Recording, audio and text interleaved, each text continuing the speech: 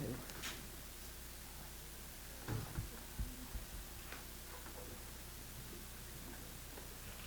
Well, good morning, everybody. I think we've got the whole complement here. Are we missing anybody? Ready? Okay, all right. So what I thought we should perhaps do is just start with really just brief introductions, and then I think, are you going to kick us off? Sure. Yeah, okay. And then let me just look at our run of show here and make sure we've got everything in order.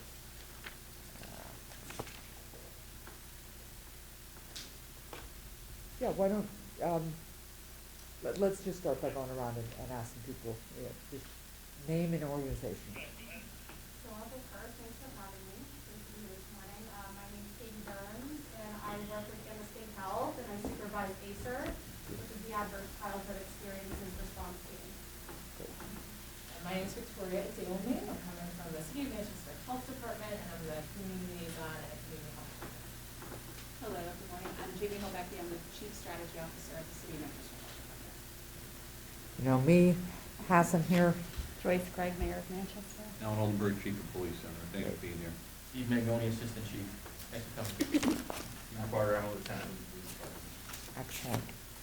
Well, Mayor, why don't you just give some opening remarks, and then I have a couple things to say, and then I thought we could kind of open it up to a conversation. I have a couple of questions to get us started. Sure.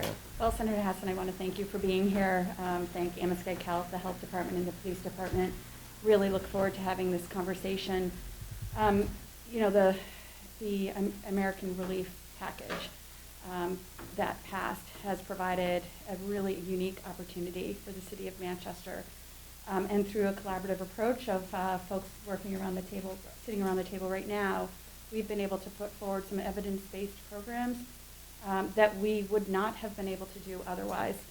So again, it's a really exciting opportunity to make a significant difference in our community. And some specifics on that. With this program, we are providing traditional police response to violent crime, which includes a conditional foot patrol in high crime neighborhoods, which is actually starting today, as well as funding for investigative overtime. It also funds innovative programs that get to the root cause of crime and improves our overall public health and the public safety in our community. We're also really excited about being able to hire community health workers in every ward in the City of Manchester as a way to be a community resource, neighborhood resource. Our goal is to hire individuals from those neighborhoods that speak the languages in the neighborhoods, that have relationships with individuals who work in the neighborhood, again, be that resource for individuals, but to also work with the police department. We know that a significant number of calls that come into our police department are those calls for service that the police officers don't necessarily have to respond to, and that we feel these community health workers will be able to respond to and do an excellent job, allowing our police officers to do the work that they need to do. So again, we're thrilled at this opportunity by addressing the needs, the health and needs of our neighborhoods and the individuals who are living there. We feel will make a significant positive impact in our community, and thank you for advocating for these funds to come directly to cities. Yep. So that we were able to work collaboratively to put plans together that really meet the needs of individuals living and working here. Well, I am delighted with the work that you guys have already put forward into this plan, and it's exciting to hear about, and I'm looking forward to that discussion. I wanted to just thank you, Mayor Craig, thank you for that overview. Thank you all for being here and participating, because I know I'm looking at some really busy people, so I appreciate the opportunity to learn more about what you're doing. I also just do want to take a moment to acknowledge that this is August 31st, and the last troops got out of Afghanistan yesterday, and I just want to say a prayer for the families in particular of service members who have never come home from Afghanistan. I also just want to thank all of the service members, and I expect I have some veterans here among us for their service and their families as well. And now the work continues in Afghanistan to get everybody out who needs to get out. But with that, one of the challenges we're obviously facing here at home is the pandemic and this, the ongoing work that we need to do from both a public health point of view and a public safety point of view. The two obviously go hand in hand, and I think one of the things that we've really learned through the pandemic is how interconnected all these efforts really are. How important community outreach is, how important it is to have community members who are really doing this kind of work so that all of our friends and neighbors feel comfortable as they come together to meet these challenges. And the American Rescue Plan, which was in fact a historic effort to make sure that we were really addressing the needs from so many different perspectives of people on the ground in our communities, really was intended to give you all the flexibility to do precisely what you've done, Mayor, and precisely what the aldermen have supported you in doing. And I know the mayor didn't write the plan all by herself. I know that everybody had input and provided their expertise and professionalism. And it's really, really a critical moment for us to look at the way that this, I think it's about $43 million, will be invested, and the difference it can make not only for the people right now and the city right now as we're managing this Delta variant, as we're reopening after the shutdown, as we're trying to make sure that we're in a really good position to compete economically. We also will learn from your efforts about things that work, things that don't, going forward, how much of this needs to be a short-term effort, how much of this is really developing a model that will be sustainable in the future and really make a big difference. So it's incredibly exciting for me to be here, to hear about the Neighborhood Public Health and Safety Program, and really talk about how it's going to impact the people of Manchester, which of course is what this is really all about, people and small businesses. So I thought what we could do is I'll kind of kick things off with a question to each of you, and then we can, as you hear each other speak, once we go around once, we can follow up with each other, if that makes sense. And so I wanted to start with you, Chief, actually for all three of you, however you guys want to answer this. Can you just talk about some of the public health challenges that Manchester has experienced through the pandemic and about the initiatives in this plan that would help you work to address the issues? Certainly, Senator. In regards to the initial stages of the pandemic, we learned a lot.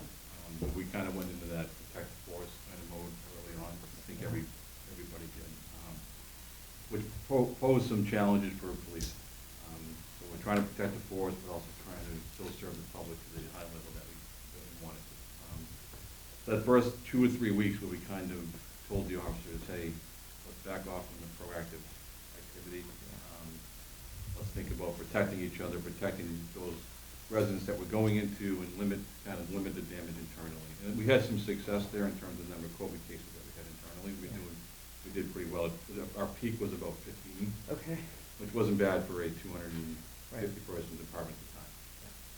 But after about that 3-week period, we started to see a breakdown in we saw a breakdown in quality of life issues, some increases in violent crime, obviously the challenge with the homeless population that it created, managing them outside of the shelter. Right. We were very aware of all those challenges that we faced. So we kind of made a decision, and credit to our officers, they came back and said, hey, we got to get back after it. Yeah.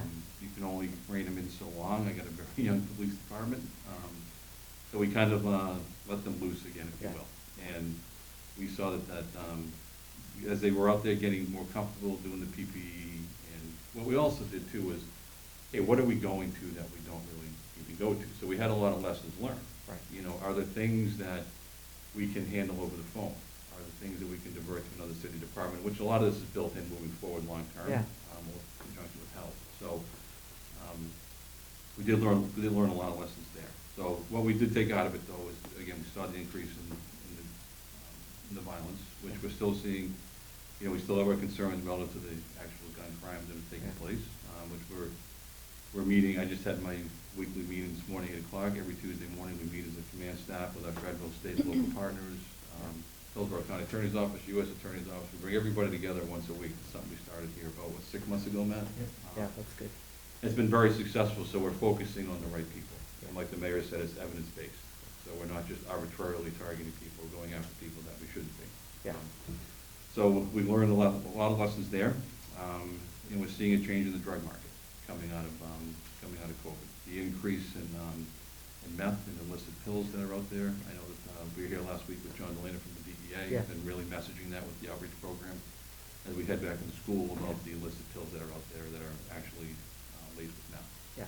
So we're very concerned about meth, and a lot of this ARP funding is going to help us with these long-term investigations. Okay. That are critical to taking down the meth and other drugs, so we don't fall into, kind of learn from fentanyl. Yeah. And that kind of snuck up on us, right? Right. And in all aspects of everything, but now we want to get ahead of meth, and this ARP fund is going to really help us to hopefully take down a lot of these long-term investigations, and the street level stuff as well. Hopefully that answers your question. Yeah, and that does indeed. The Assistant Chief or Chief of Staff, things to add here? The only thing I would add is just, I'm kind of a nerd when it comes to a lot of this stuff. When we look at some of the challenges with violent crime during that period, I think we'll be studying it for a long time across the country. Right. But when we look at, when we started kind of digging in, okay, how could these recovery plans help us? We look at, all right, what was really going on in the neighborhoods? Right. In the neighborhoods, we had people who weren't at work, so those attachments around, they couldn't go to school, they couldn't go to church, so those attachments that kind of get people centered moved on. Right. When there's a lot more stress involved, Sure. right? So, and then, we're trying to socially distance, so that community got disrupted a lot. And so, those, I think, recognizing those impacts of the pandemic really influenced some of the work that we want to put forward in some of the initiatives in this program. But I think those are things that we're going to be looking at for a very long time to understand, I think, probably globally, how this pandemic impacted public safety. Yeah. No, And also, Senator, I'm yeah. sorry, but. No, go ahead. This program is also, I think, going to lead to better cohesion between the city departments. Yeah. And I know that's something the mayor, wants very strongly. We've always had a great relationship with the health department, and this program is also going to encourage a better relationship with our highway department.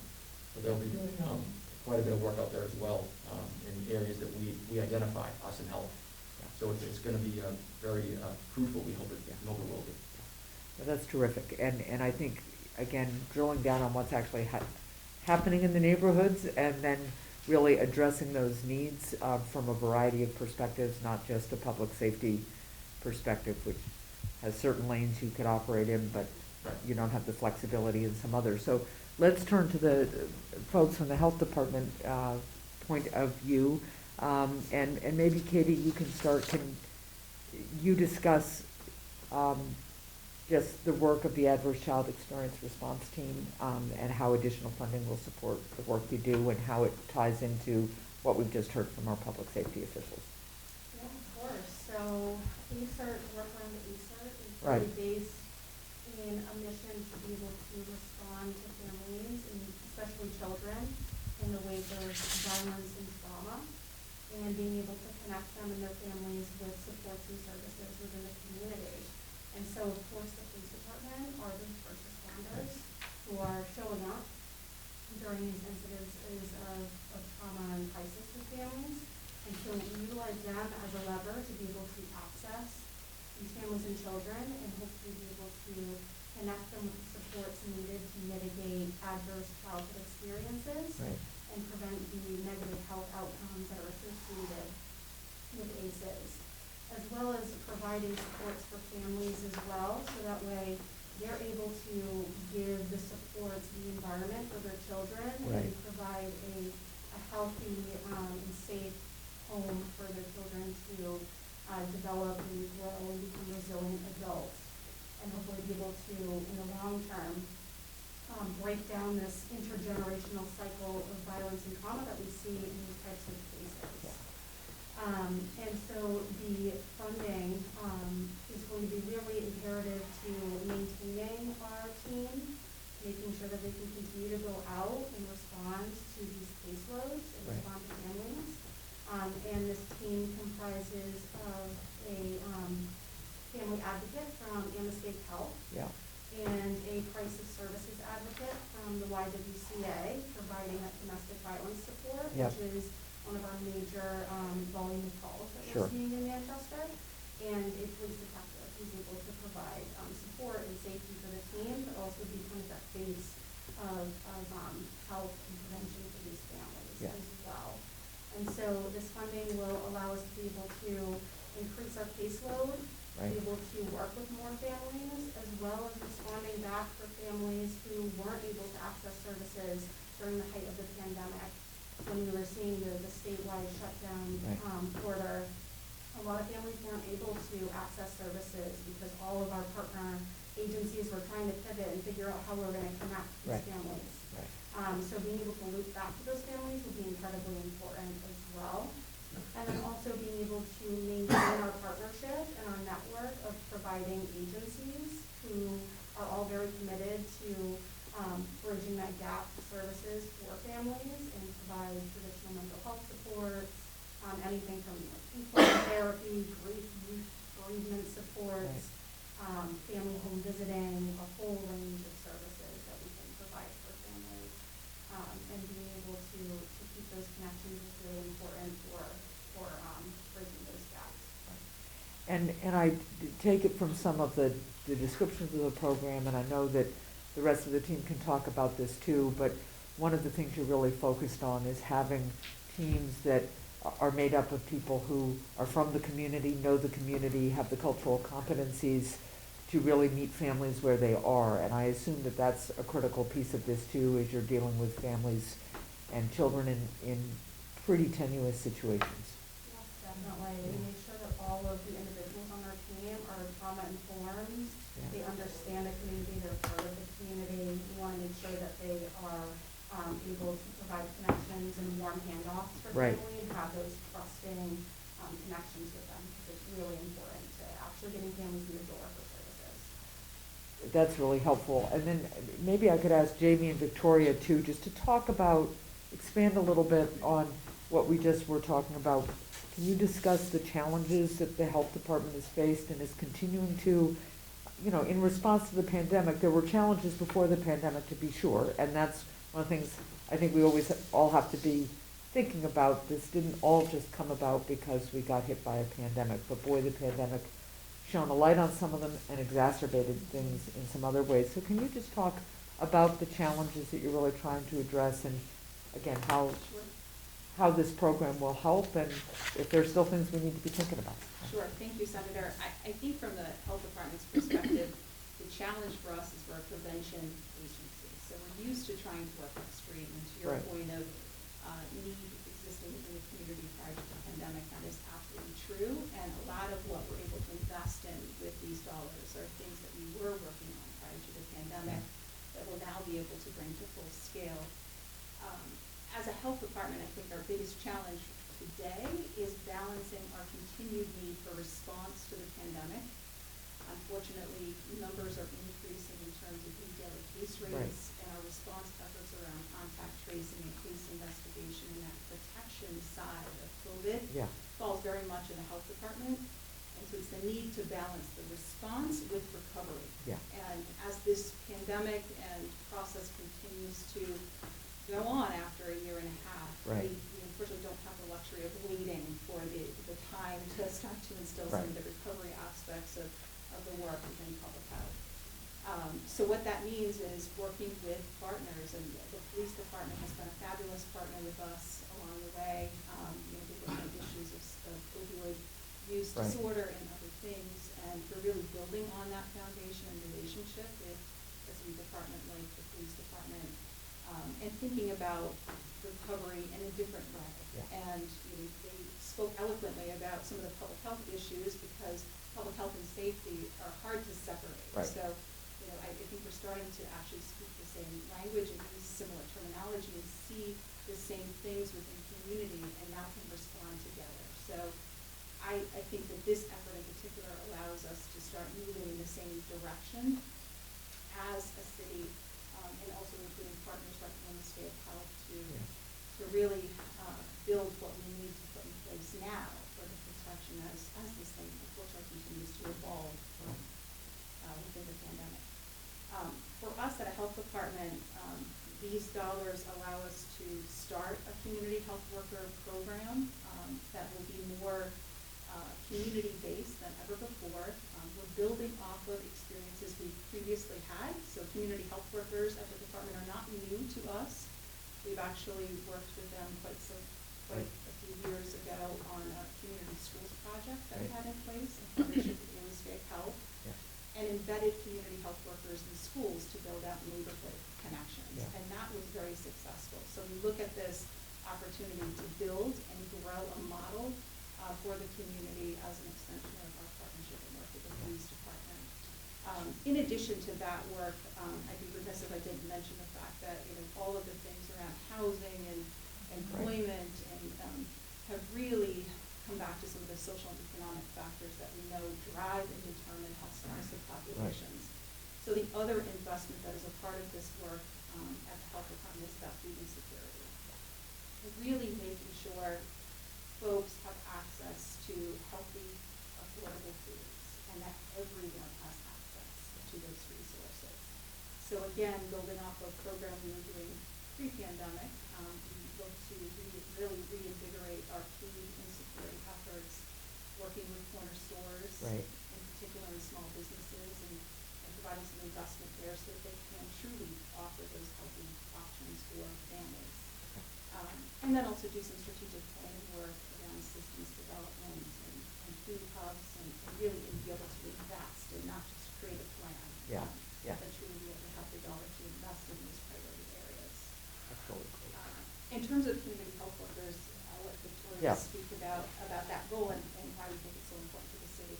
Sure. And I think the mayor did a beautiful job of describing why we think these roles are so critical. So social determinants of health really run the gamut, and social connectedness is a major one. And so this idea of community health workers as individuals with proximity.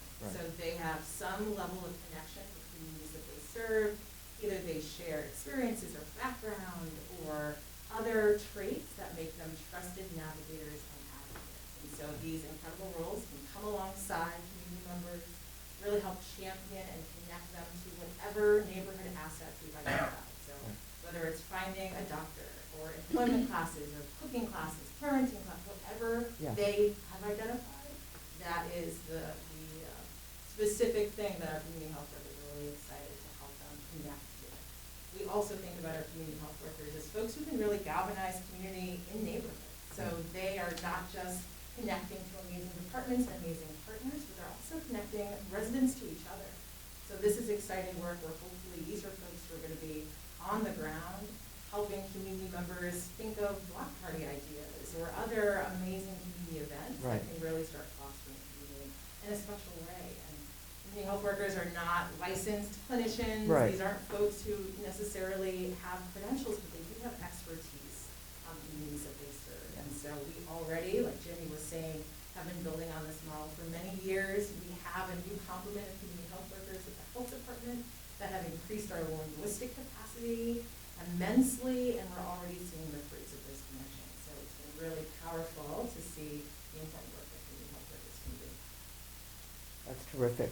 And I would expect from the public safety point of view, knowing that you have partners like Amoskeag Health and the public health department in certain situations is really valuable for your frontline officers. I mean, we can't say enough about the partnership and what health has done just for our PD too, and educating everybody across the city about this pandemic and their responsiveness when we have employees that have got the virus. Their contact tracing, their outreach is unbelievable.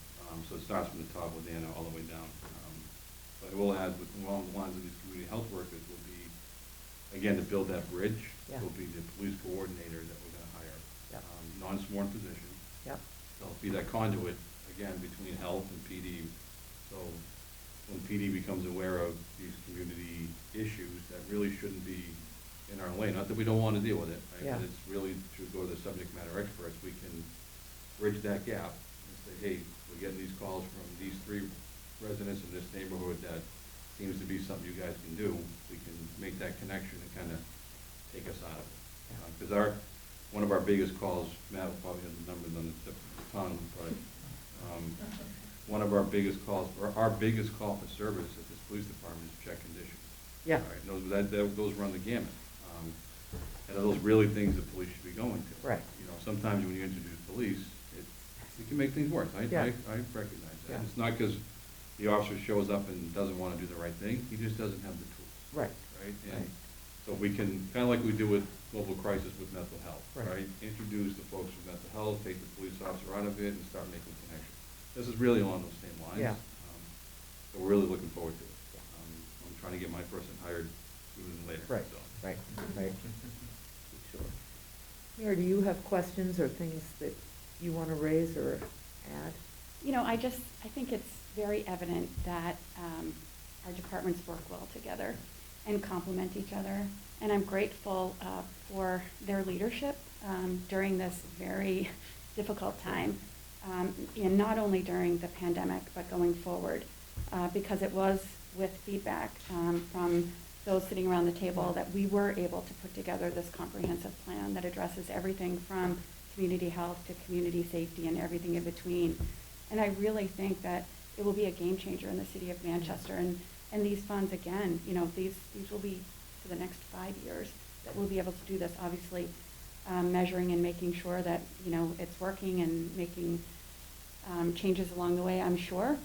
But this is just a fantastic opportunity to be able to do what we know will work to help our community, so I'm just very grateful.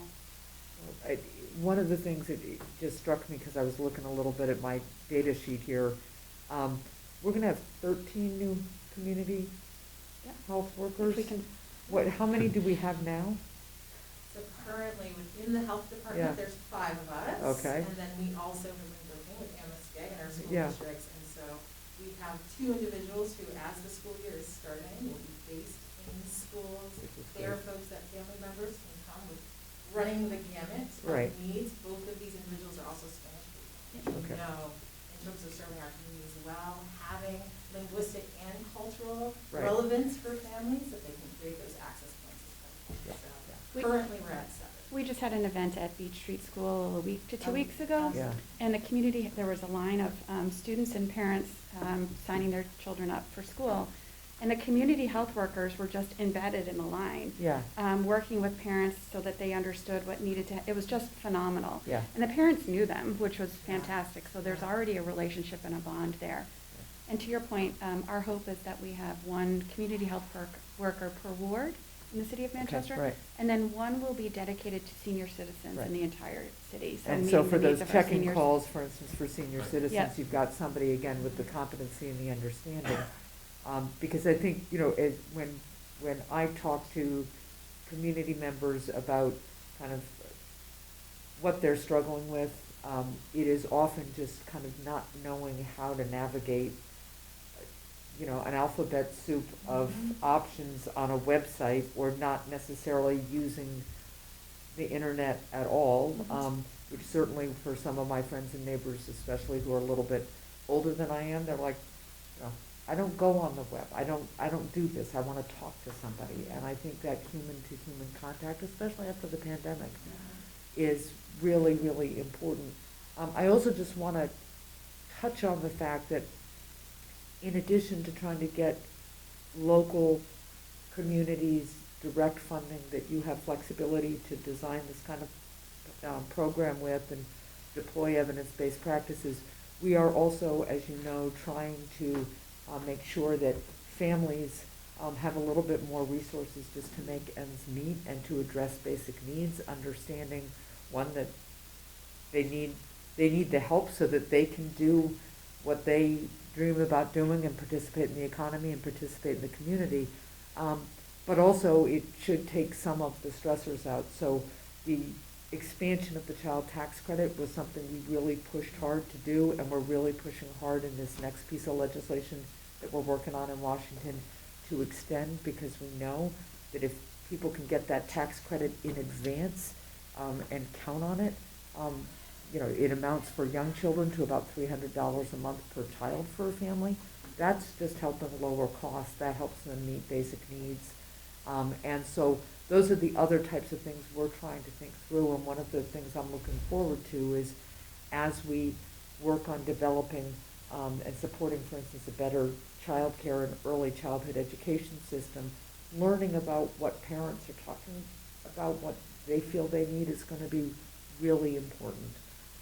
And just also being able, I think the navigation in schools is just critical, because when I talk to parents, like, I think my child needs help with this, but I don't know how to leave work, go get my child at school, and then go take them someplace else, let's say to get counseling or to go to a particular activity. So I just think, you know, the more we can have schools serve as that frontline resource, the better off it. And I think another bridge too, I keep saying that word, but is the school resource officer. That are in these schools, and now, because they get inundated all day long. Right. It's not about school resource officers, it's not about arresting kids. Yeah. Right? That's the false narrative that's Yeah. out there. They have more interaction with these kids probably than Yeah. most people in schools. Now we have another avenue, right, with these community health workers that they have these 3 kids that are in need of A, B, and C, can Yeah. help out. And again, make that connection and hopefully improve their lives. Well, I think too, the understanding of the adverse childhood events and the kind of ripple effect that those have, and the fact that this police department has been such a leader nationally on it has really helped us all kind of devote resources to a need that I think a lot of people know kind of in an informal way is out there, and a reality that's out there. But boy, you know, having an ACERT approach, both from the health point of view and from the law enforcement point of view, just makes a real difference. And if we can invest in these, you know, in all of these different mechanisms to help support kids, either prevent the adverse experience to begin with, or deal with it as effectively as possible if it's happened, I think it's just going to make a huge difference. Definitely, and also our connection as well with the school system is really strong, and the programming that Interstate Health has in the schools through the adolescent preventive services, providing that in-school counseling and support services for students is really important to their point of taking the burden off of the family of having to pick their kid up from school and get them to a separate agency. Being able to access that in schools is just so incredibly important, and we're able to make this referrals over to those agencies as well into the school. And also just being able to do some of the long-term tracking and data collection that the police department has invested so much time into with Matt Barger, and being able to look at our effects over time and seeing the positive impact over the course of multiple years. Yeah, and really being able to track it and help people see that there's evidence that supports the investment, right? And that's the other piece of all of this. I think there is a lot of strong community support for this type of investment. They also want to know that the investment is cost effective, right? And so I think it's pretty exciting to be able to look at the impact. The other thing you mentioned, Jamie, was food insecurity and how much of an effect that has on not only the quality of life, but quality of health, quality of learning, and the stability of the family. So that's another thing we are looking at in this next package, is how to make sure that kids can eat at school, maybe not being completely challenged by paperwork or, you know, relative, somewhat arbitrary income, you know, family income metrics. We're really focused on how do we make sure that kids in school can eat. You know, I was up in Littleton yesterday at the White Mountains Community College has a location in Littleton now, and they are packaging it. They've got really good, fresh, free food for all community college students there. They've got a kitchen, the refrigerator's stocked. Students can just go in. We're not talking about little kids there. We're talking about often students who are struggling to figure out how they're going to afford community college and are really skimping on food. And when I talked to some of the students who are there, you know, they just said, yeah, I can come here, I can do my schoolwork, I can grab a bite, and I'm set. And the relief on their face was really, really remarkable to me. So it's a good reminder we've got work to do here. Absolutely. I think one of the proudest moments of the pandemic, I can speak for the school district, is their ability to come together and work with partners and continue to provide food food Yeah. out in the neighborhoods directly for the families. And they worked across agency to get that done in the community, and it was a fabulous success. Basic needs, if we're not meeting basic needs for anyone, Right. never mind children, the expectation to come to school and be ready to learn and listen is incredibly challenging. Yeah. You know, when you're hungry and facing other challenges, it's hard to be at your best. And so food has to be a part of what's accessible for everyone. Yeah. That's very exciting at this point. Yeah, no, I still remember one of the principals up in Laconia, they did a pilot program. He was tracking disciplinary events in the schools and noting that Mondays and Tuesdays, but Mondays in particular, there were just a real spike in disciplinary events. And they kind of traced it back, and they began sending kids home with backpacks of food over the weekend. And the difference in disciplinary events, because kids hadn't been hungry all weekend and weren't coming to school hungry. You know, I mean, he has the data, it's remarkable.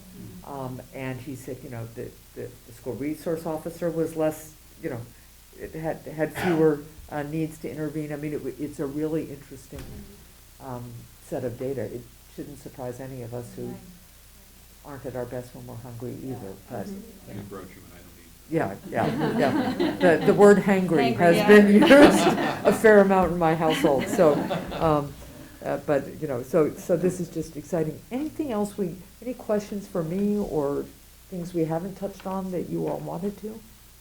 I'll just touch on the other things the ARP funds are gonna Yeah. do for us is, especially relative to the gun crime Yeah. investigations. A lot of them are long-term. Yeah, And right. A lot of these people are into wine, and they're chronic and prolific offenders, and they're connected in various ways. Yeah. And I already have a sworn detective division. Yeah. Right? Each detective carries anywhere from 25 to 30 cases. Wow, that's a lot. And then I have, you know, you throw in a violent crime shooting, everything kind of comes to a halt, Right. and everything gets put to burn. So this ARP funds is gonna allow detectives to, in real time, so if we have a violent crime or a shooting at 2:00 in the morning, I can bring in my anti-crime guys immediately and get going on the investigation. Right. Allow the detectives to come in early to get caught up on their violent crime Right. paperwork, so they can stay on top of the investigation. Right. And just to dedicate and devote more time to these investigations that right now, they just don't have. Right. And the money is always part of that. Yeah. So that's gonna be a huge help. And then the extra foot patrols that we're adding, like the mayor said, those are Right. starting today. Yeah. So we have, you know, essentially 4 areas in the city that statistics and data show us this is where the majority of the crime's happening. Right. And how we've kind of, you know, put it out to the officers is, this isn't about getting out on foot and walking around and doing enforcement. Right. Right, this is about getting into the businesses, interacting with people. Right. Just stopping and having a conversation, right? Because that art of police work's been kind of lost. Yeah. Over Yeah. the years. You know, the old timers that used to be around, you know, I walked the beat and, you know, I Yeah. threw my baton, right? Yeah. We kind of want to bring that back without the baton throwing. Yeah. So we're hoping for a lot of success on that. We're Yeah. varying the hours, we're Yeah. varying the days. And, Yeah.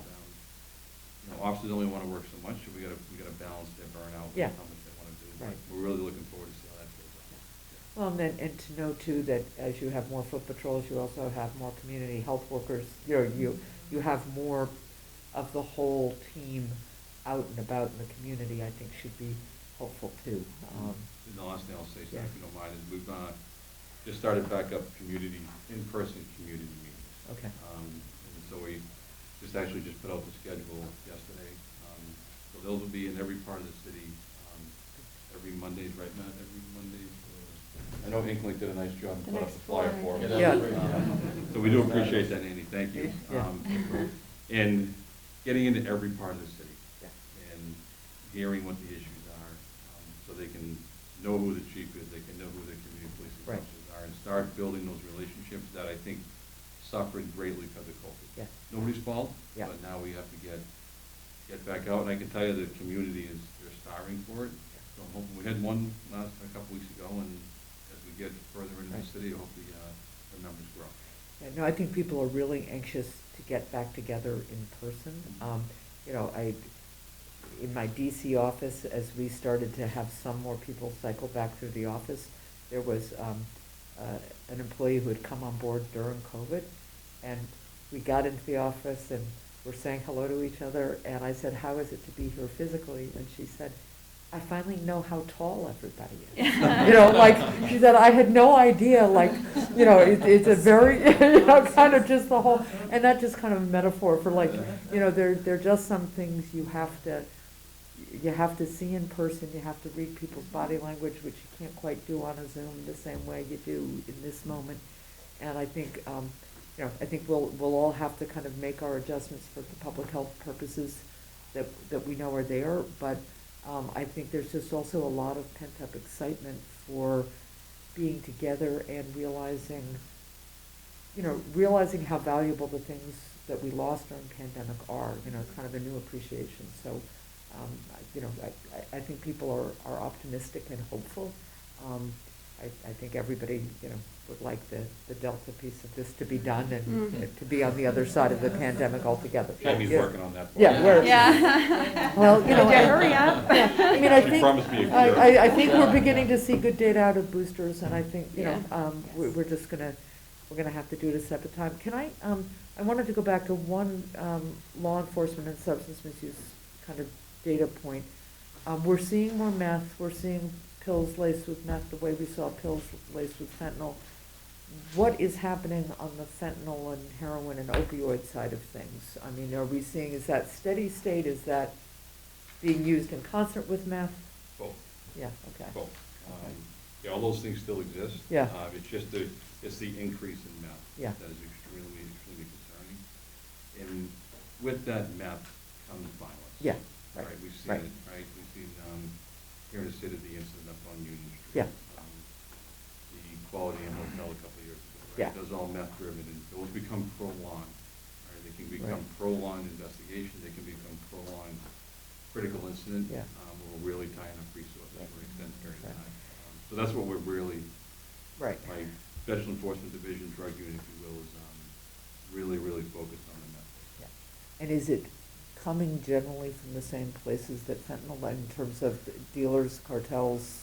We're on the border, Okay. right? Yeah. We're on the border. So, you know, you're seeing it coming out of your Lawrence, your Lowell. Yeah, yeah. And what we don't want to become is a source city. Yeah, yeah. That's what so we've, you know, we've taken a lot of, we made some internal moves Yeah. to, work better. We work very well. We have our task force officers over Right. at DEA, Yeah. FBI, but we've also built a partnership with another federal agency to Yeah. hopefully stop the influx Right.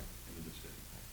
Well, and on the demand side of it, on the public health side of it, just trying to make sure that we have enough treatment and prevention programs out there, and that we continue the work of destigmatizing it. So when people need help, they can.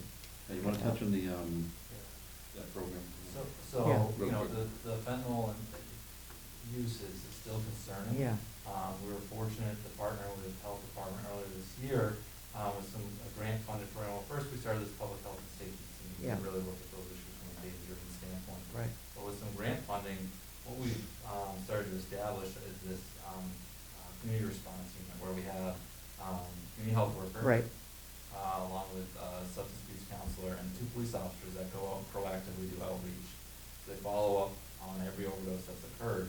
We're also trying to use innovative ways of our data and our analytics program to identify kind of influencers within these Right, communities. yeah. That we can go out and do some harm reduction outreach Yeah. for. Okay. And it's, first, the response, you know, we know public health is gonna be on board with that response. Right. But the response from the police department, our officers to get on board with that has been significant. Yeah. Actually, very exciting, the Yeah. amount of officers that want to be involved in Yeah. that program. And, so we're tracking that currently, and I think it's being very successful, and we're getting a lot of good feedback from those teams going out and trying to proactively Right. provide harm reduction, which is Yeah. key. Yeah, no, and I know from talking to people in recovery, and I know from talking with law enforcement all around the state, that there is a real understanding that we need to treat this as the illness it is, but we also have to deal with the public safety effects of it in a responsible way, and we've got to Trying go to to the balance source too. enforcement with Yeah, the prevention. Yeah, Right.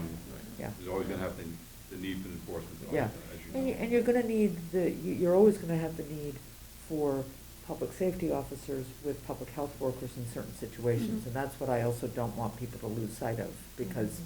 you're asking community health workers to go in sometimes to some fairly difficult situations, and they will be better at their jobs and they'll be safer if they have the support of law It's a enforcement. soft approach to it. Yeah. The officers that go out, they're not in uniform. Yeah. They're in plain clothes. Clothes, yeah. And, Yeah. you know, secondary is protect them and make sure, okay, there's Yeah. something to get out of.